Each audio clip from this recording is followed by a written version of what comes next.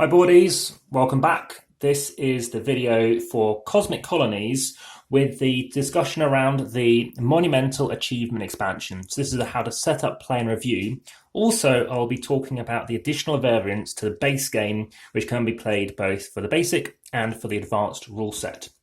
One thing I've also set up is the solo mode of the game, which I will be playing. However, that'll be in another video. So I'll be setting this up, playing it, doing a recording as well, and obviously telling you what I think of that. But that's purely set up just to show you how it works with this Monumental Achievement expansion. So you get this game if you get the Direct Edition. This comes with it. Otherwise, you'll have to purchase it or otherwise acquire it. And in this game, you're going to have various components. You can have these monument tiles. There are 9 in the game, and I don't know how easy it is to tell, but the artwork is far better, in my opinion, than someone criticised me saying, in my opinion. So I think the art's really nice. I think it makes a lot clearer rather than them even talking about tiles. They're talking about, in this case, well, they're monuments, they're buildings, lovely like golf courses. You've got like a stairwell or something like that, maybe, I don't know, cantina. You've got this, got this lovely like landing strip as well. It's like spaceport. I think it's fantastic. I think this is very nice art. So you can randomly shuffle and draw the equal amount of players in a 2-player game. Let's say you've got these 2 shapes. All of them are a total area of 5. And what you're going to be trying to do is boxing off. You can choose to use, let's say, other pieces. You can use the edge of the board. And you're trying to make it so that this will completely fit into one of these spaces. So if I happen to go, as you'll see, it's not straightforward. And it's not something you'll be probably doing in your first few turns. But if I'm trying to get in, say, let's say this shape down here, or that's probably too difficult one to try and do. If I try and get in this shape here, or let's say where else I want to do it, something like that, then firstly, I'd have had to have that piece there. I might have had to have that piece there, etc. Until ultimately, if I can go and place it, like if I'd already put in those pieces, then I have the opportunity to place this automatically for free. And at the end of the game, I'll score 5 points. You can only place 1. Then whoever's left in the game, if there's only 2 players, they've got to try and place that somewhere on their board. Remember, all the asteroids are different shapes, so it won't be as hard as it seems. And in both occasions, both managed to be able to complete them. So it doesn't seem as hard as it sounds. Having said that, you're trying to make sure, do you want to be taking, your objective types? Do you want to try and complete your 15-point bonus, having one of each? Or for 5 points, remember, you have to pay to do these things. And if you think of 15 points, it's only worth 3 each, or these are worth 2. In this instance, obviously, you're trying to fit it into that gap. Like I said, we both chose to do it, and we both chose to actually, make sure it's actually on the advanced board when we played it, how to get on there. So additionally, with this expansion, you're going to get 5 new cards. You get the same artwork on both the basic and the advanced. The basic's the top action. The advanced is actually going to have the bottom ability too.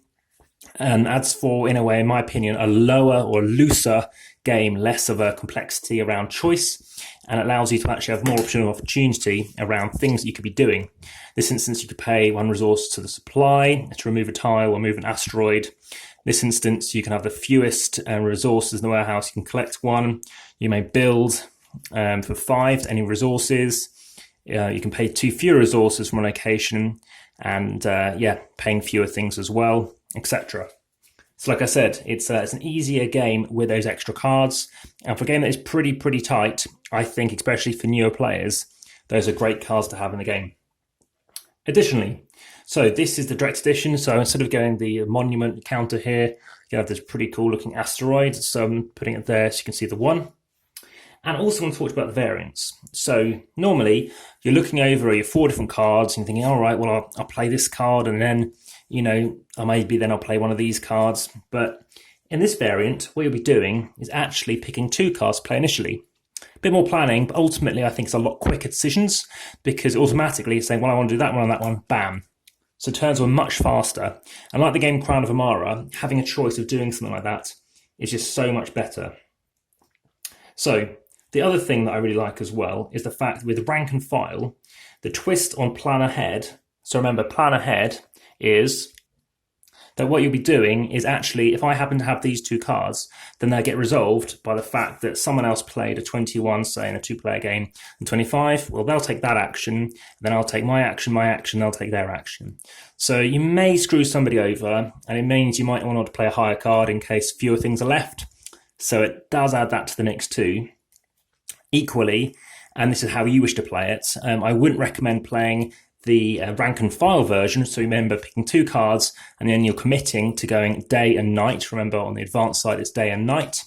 And the reason why I don't recommend that is because suddenly you're limiting yourself to the top action and limiting yourself to the bottom action if you wish to do it. So the base game where you don't have to worry about night and day, I highly recommend for rank and file and for plan ahead. I just think it's a lot easier to make those decisions. So ultimately, that is what I think of this expansion, and of course discussion around those variants, which I think is also worth mentioning, as again I haven't seen many people talk about those things as well. And any game which adds a bit more mix, obviously they're different player boards. I'm now playing with player board 3, having played with player boards 1 and 2. I've played with different objectives as well. Try and cycle through the different cards as well. So that's what I think of it. Thanks very much for watching. If you like it, hit the like button, hit the thumbs up, and let me know that if you're enjoying the content. Share it as much as you like. And of course, subscribe to check out all the other videos, such as the solo, how to set up, play, and review. Of course, this is the setup, if fair enough. And finally, if you have any other comments, check out the comments, check out the descriptions for any updates as well. And lastly, if you have any questions, let me know. I'll get back to you ASAP. Check out the playlist. That is for Floodgate games, as well as for the solo playthrough and the expansion playlist I have as well. And finally, for the how to set up, play, and review. All the best. Thank you very much. Bye for now.